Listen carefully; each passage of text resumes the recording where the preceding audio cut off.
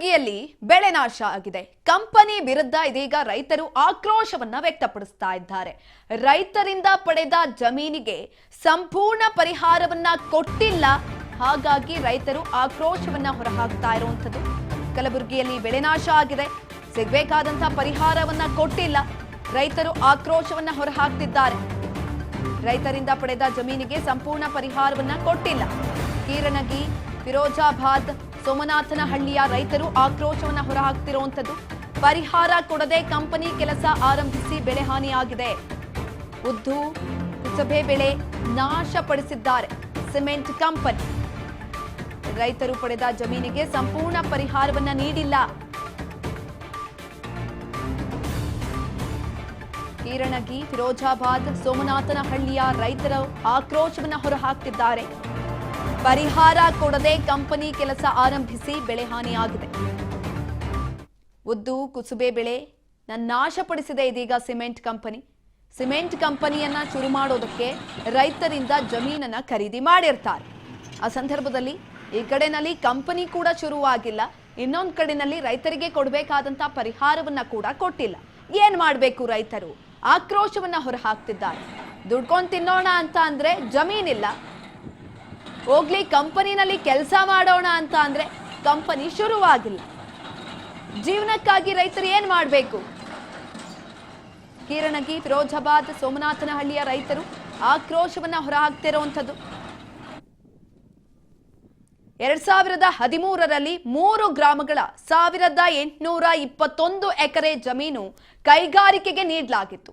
ಪ್ರತಿ ಎಕರೆಗೆ 16 ಲಕ್ಷ ಹಣದಲ್ಲಿ 12 ಲಕ್ಷ ರೈತರಿಗೆ ಪಾವತಿಸಲಾಗಿದೆ. 2013ರಲ್ಲಿ 3 ಗ್ರಾಮಗಳ 1821 ಎಕರೆ ಜಮೀನು ಕೈಗಾರಿಕೆಗೆ ಕೊಡಲಾಗಿತ್ತು.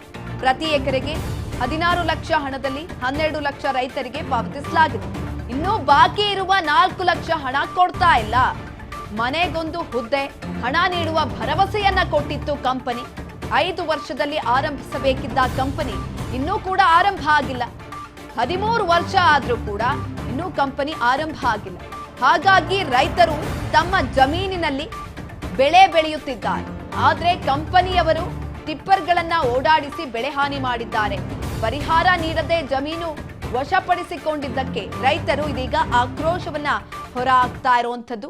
ರೈತರು ತಮ್ಮ ಆಕ್ರೋಶವನ್ನ ಹೊರಹಾಕ್ತಿದ್ದಾರೆ. ಯಾಕಂತ ಅಂದ್ರೆ 2013ನಲ್ಲಿ 3 ಗ್ರಾಮಗಳು ಸೇರಿಸಿ 1821 ಎಕರೆ ಜಮೀನನ್ನ ಕೈಗಾರಿಕೆಗೆ ಕೊಡಲಾಗಿತ್ತು.